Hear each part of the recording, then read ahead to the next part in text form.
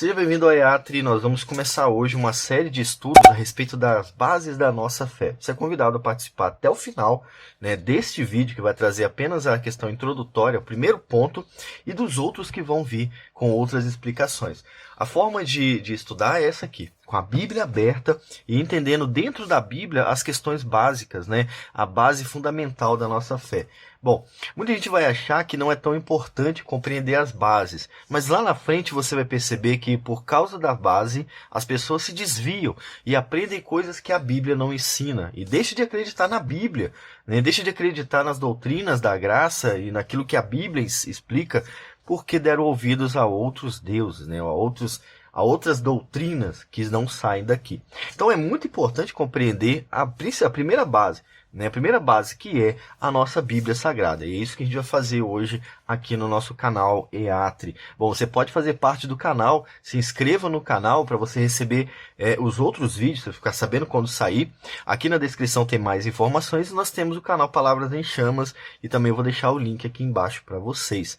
Tá bom? Então, hoje nós vamos falar sobre a Bíblia Sagrada como base fundamental daquilo que nós estudamos, tá bom? Então, bora para o nosso vídeo.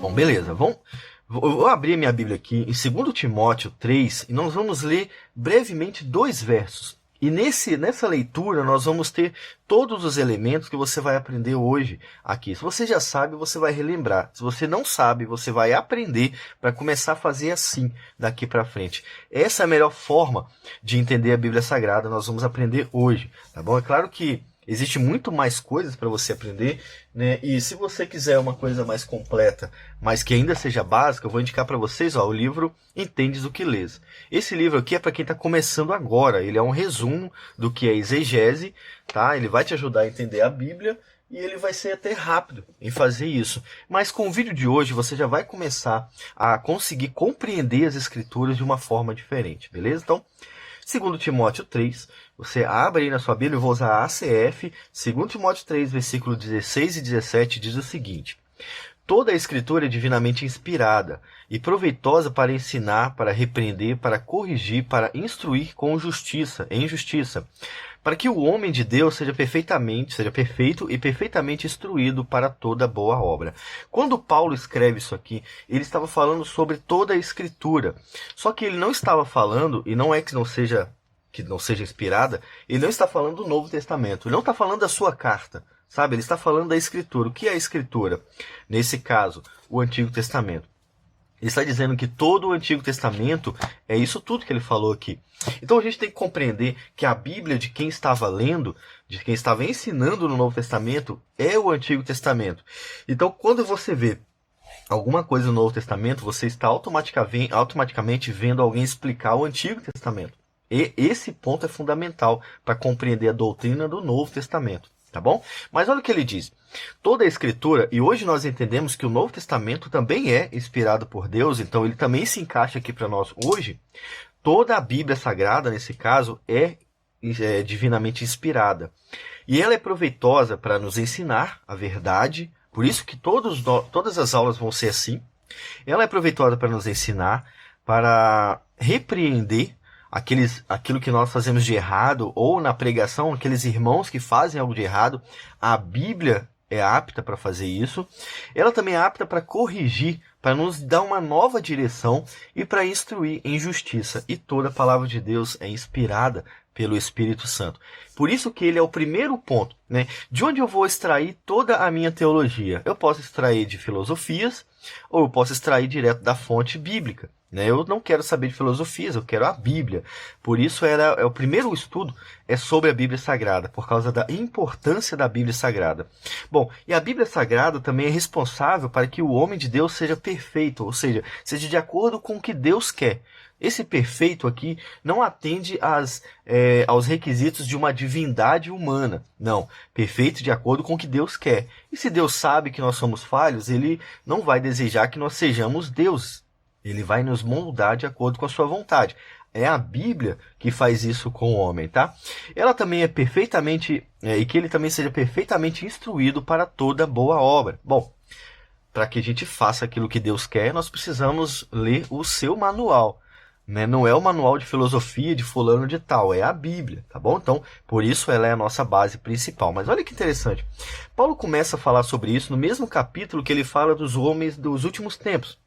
Os últimos dias, né? E diz o seguinte, ó.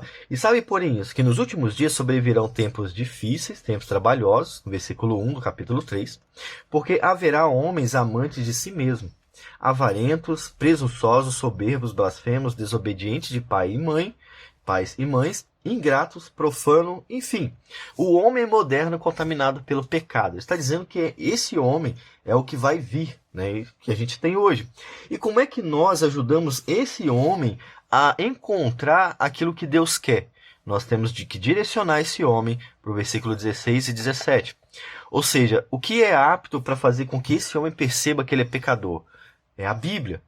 O que é apto para fazer que esse homem encontre o caminho verdadeiro? A palavra de Deus. O Espírito Santo age através da palavra de Deus. Quando Paulo escreve o Novo Testamento, o Espírito Santo não está ditando para ele o que ele vai escrever. Está inspirando ele a partir de uma leitura do Antigo. E aí sim, quando ele escreve divinamente inspirado também. Nós percebemos isso com as ligações fortes do texto do Novo Testamento com o Antigo Testamento. Nós percebemos que é realmente um texto só. Né? Isso é a inspiração de Deus. Então, por isso é importante a gente compreender as Escrituras, e é isso que a gente vai falar a partir de agora. Bom, tem aqui, o que a gente fez agora, ressalta a importância de ler e interpretar corretamente a Bíblia. Você provavelmente já ouviu esse verso 16 e não tinha percebido que estava no verso 1 e 2, né? No capítulo 3, verso 1 e 2. Não tinha percebido que ele está ligado. E aliás, se você passar para o capítulo 4, você vai perceber que ele continua o tema. Isso é interpretar corretamente a Bíblia Sagrada. Você sabe que o texto que você quer está aqui, mas você tem que entender o restante do texto para entender isso aqui. Sabe, é assim que a gente interpreta corretamente. Um outro ponto, né, um outro detalhe importante é que a Bíblia, do Antigo Testamento até o Novo Testamento, ela é a palavra de Deus e ela se explica. Ou seja, o Antigo Testamento aponta para o Novo e o Novo Testamento explica o Antigo. Então, o que eu preciso para entender o Novo Testamento? O Antigo Testamento. E o que eu preciso para compreender o Antigo Testamento? O Novo Testamento. Ela vai se explicar. Quer ver um exemplo que nós vamos fazer no nosso estudo? Abre em Efésios 2. A gente vai ler só o primeiro e o segundo verso. Efésios 2. Diz o seguinte: E vos vivificou, estando vós mortos em ofensas e pecados, em que, noutro tempo, andastes segundo o curso deste mundo, segundo o príncipe das potestades do ar, do espírito que agora opera nos filhos da desobediência. Quando Paulo escreve isso, ele não está criando essa doutrina. Ele está lendo isso do Antigo Testamento. E ele está fazendo com que o Antigo Testamento seja explicado no Novo Testamento. Por isso que a gente fala que a Bíblia explica a Bíblia. Quando você está com dúvida em um texto que está em Efésios, você pode encontrar ele na teologia de Paulo em outro lugar. Ou você pode ir no Antigo Testamento e encontrar o ensino no Antigo Testamento também.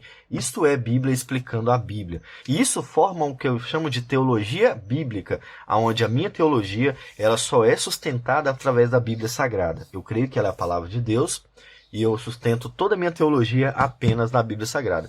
Nós vamos entender esse texto na última parte do nosso estudo, onde a gente vai entender a graça de Deus no Antigo Testamento. Então isso aqui que eu falei para vocês é só para explicar que a Bíblia se explica. Um outro exemplo, se vocês quiserem, abram aí Lucas 24. Em Lucas 24 vocês têm um dos maiores exemplos de como a Bíblia aponta para a Bíblia, né? Então, Lucas 24, versículo 40, diz o seguinte, que Jesus falando depois de ressuscitado, né?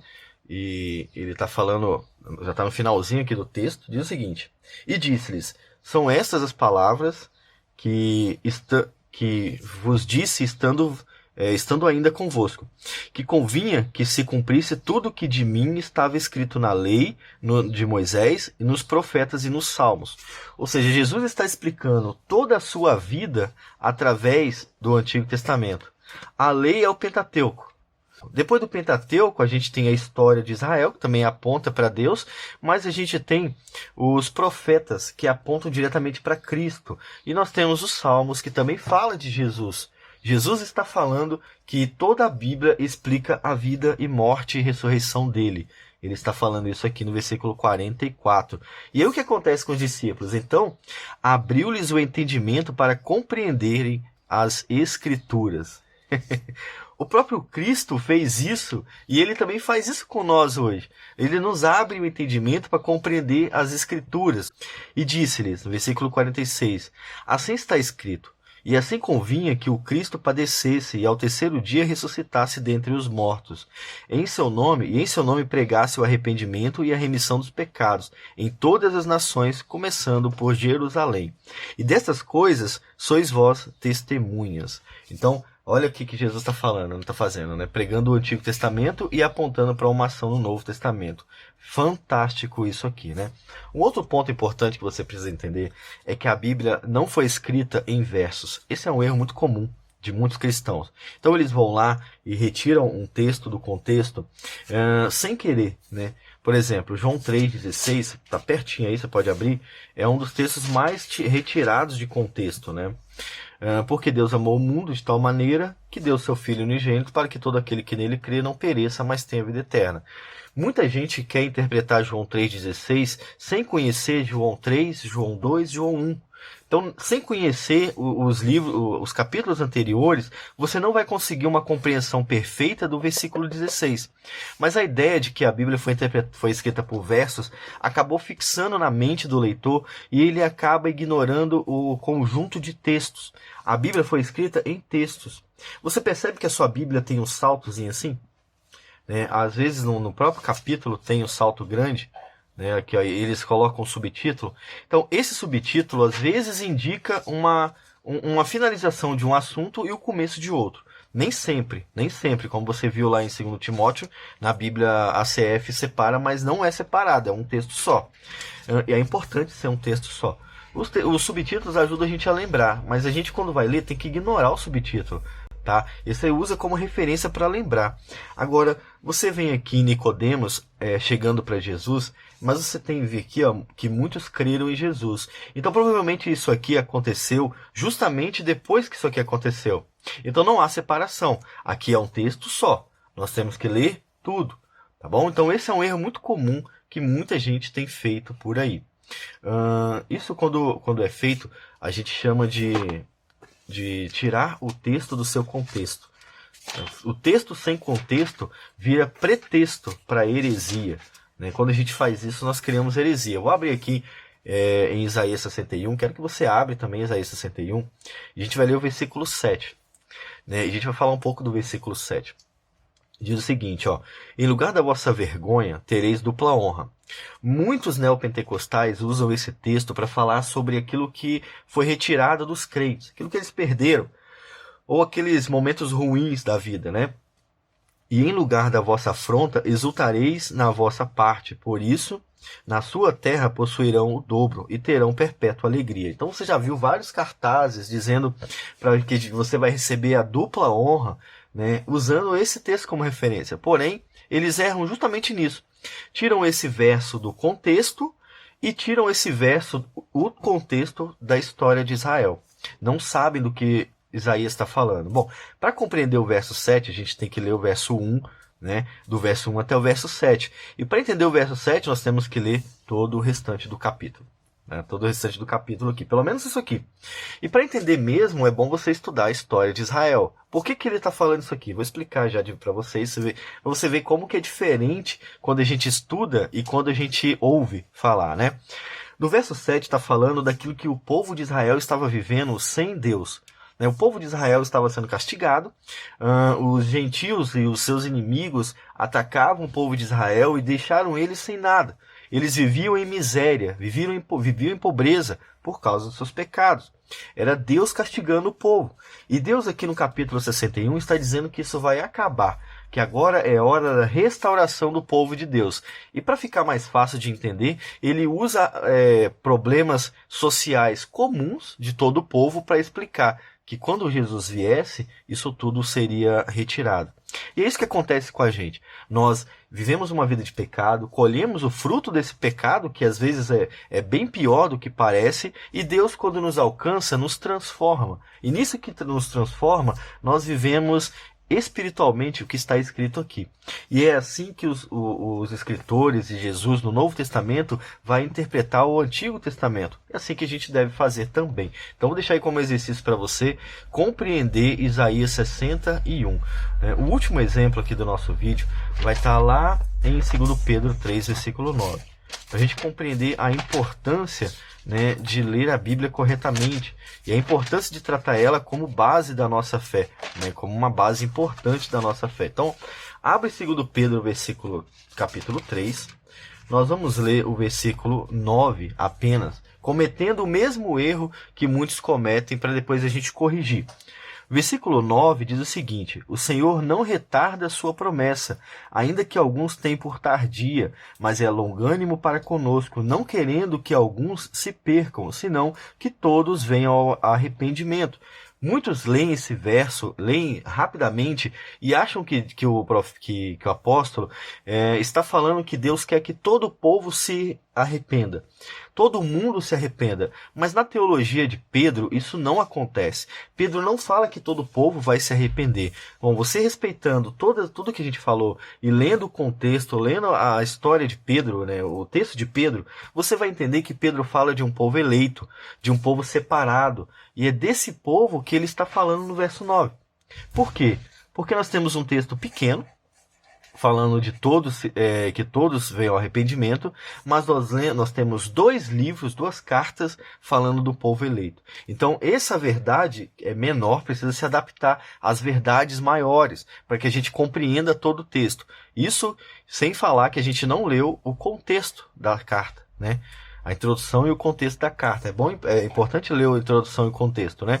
Mas o próprio verso quebra a ideia de que Deus quer que todo mundo chegue ao arrependimento. Porque olha como ele fala, ó: o Senhor não retarda a sua promessa, ainda que alguns a tenham por tardia. Esse é a parte A. Está falando aqui que Deus vai vir sim. E ele não está atrasando, né, a sua promessa. Ele vai vir. Mas é longânimo para conosco. Então agora nós já temos o sujeito aqui. Conosco é todos os cristãos, né? O Pedro, ele não precisava se arrepender para ser salvo ainda. Ele já tinha se arrependido. Já tinha sido chamado nesse caso. Então conosco aqui envolve os cristãos. Ele é longânimo para com os cristãos, não querendo que alguns cristãos se percam, senão que todos os cristãos cheguem ao arrependimento, venham a arrepender-se. Então o texto não está falando de todos os povos do mundo. Ele não está falando daqueles que vão ser condenados, por exemplo, porque Deus vai condenar pessoas ao inferno. Ele está falando de todos os povos do mundo. É importante compreender o contexto para que a gente não caia nas heresias, né? Tem muita heresia vindo aí, e a base da heresia é essa: ignorar a Sagrada Escritura. Eles não levam em conta o texto bíblico e adicionam filosofia humana para completar aonde falta texto bíblico, beleza? Bom, a nossa primeira base é essa. Nós estudamos a Bíblia. Você também precisa estudar a Bíblia. Então, se você for ler outro livro, leia outro livro, mas também leia a Bíblia, porque ela é a nossa base. E se você for ler um livro cristão, leia um livro cristão com referências e pesquise as referências na Bíblia, usando todas essas regras, para que você entenda se essa pessoa está falando a verdade ou não, se ela está retirando o texto do contexto ou não. Porque é isso que determina aquilo que ele vai ensinar, a verdade ou a mentira. Beleza? Vou ficando por aqui. Fiquem com Deus e até o próximo estudo, que vai tratar dessa vez de Jesus. Beleza? Até o próximo vídeo. Curta o vídeo aqui embaixo, né? Façam parte do nosso canal também.